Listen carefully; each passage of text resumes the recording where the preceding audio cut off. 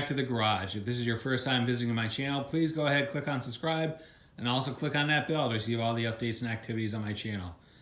All right, so this is the latest on the Project Ultra. I'm officially renaming this project Project Eeyore because for the longest time, this thing had a perpetual black cloud hanging over its head. There was times I thought this thing was never going to get done. I was losing hope and motivation, and there's points during during the process of this rebuild. I was ready to give up. I'll be perfectly honest with you, because this thing has been fighting me every step of the way. Just as a recap, so the problems we ran into. The seat cover, we ordered that. That was wrong. We had to send it back. The original engine that we bought was no good, so we had to go pick up another engine. And then we've determined that the engine that we bought, that supposedly was a no good running engine, had no gaskets in it, and then we had to buy a gasket kit for it, and so on and so forth. And then, in the last video, we were doing a top end assembly, and the intention was to use the pistons in it that only had 2,100 miles on it, or 23, whatever it was. So we ended up buying a set of pistons, because if you look, there's 6 pistons on the table, plus the ones that are in the engine right now with it running.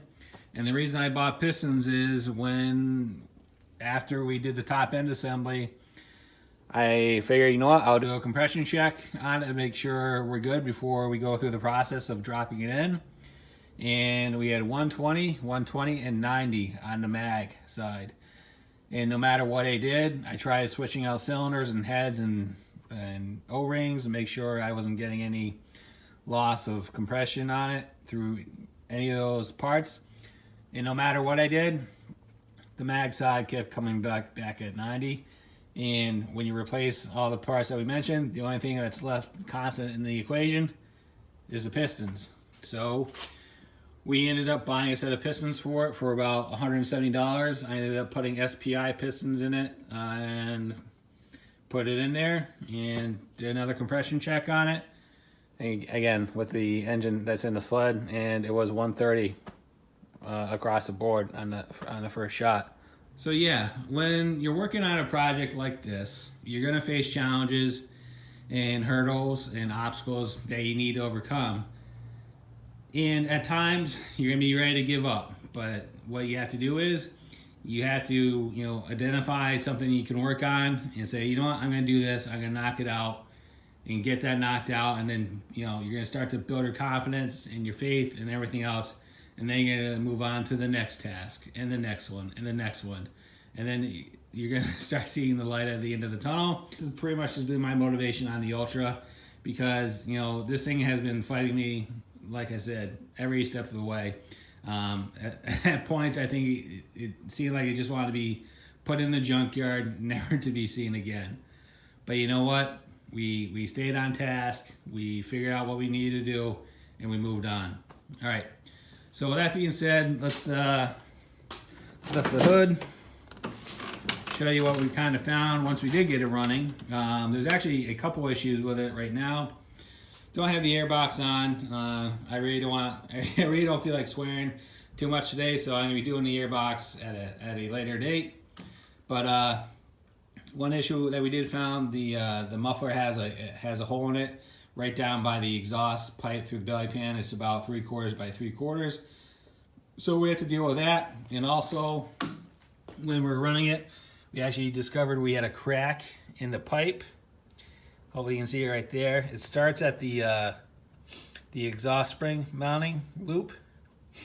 So what we're gonna do is, we're gonna drill a couple holes to stop the crack from spreading, and then we're gonna weld it just to fix it, because the ultimate goal is to pipe this. But in the meantime, if we are delayed in getting pipes as far as availability and price and whatever, we still want this sled functional. And you know what, it'll be good to get that thing repaired and just knock it out and go from there. As far as what's left on the sled, we gotta service the primary, because if you look, this ring has seen better days. There's some rust on the movable sheet and everything else. So we do have to service that. We may just put another primary on it. We'll see. We have to do an alignment on the skis, get that squared away. And last but not least, we're gonna put graphics on it. I ordered the graphics today, so those should be here in a week. So we'll get those knocked out, and pretty much that's all the major stuff that needs to be done with it, because as of today, the date is September 14th, right? So we're starting to get into the season of snowmobiling. There's gonna be shows coming up. All the clubs are gonna be looking for help to work on their trails, and I'm pretty active in a couple clubs, so weekends start getting pretty tight. So it's time to get all the major stuff done on the Ultra or Project Eeyore and move on to other things. We have to do some work on the on the Axis. We gotta get the XCR 440 over here, start the pipe project on that, and go from there. Because Eeyore has been in the garage for 3 months, and for the most part, this is the only thing I've been working on during my free time and weekends. So it's time to kind of button this up and move on to other things. All right, so essentially that's it. The next video for the Ultra will be about the installation of the graphics. That's pretty easy to do. As far as once you get your surface prepped and everything else, and you do your layout and some measurements to make sure that they go on right the first time. So be on the lookout for that. That will probably be posted probably in a week or two. It all depends. And we'll go from there.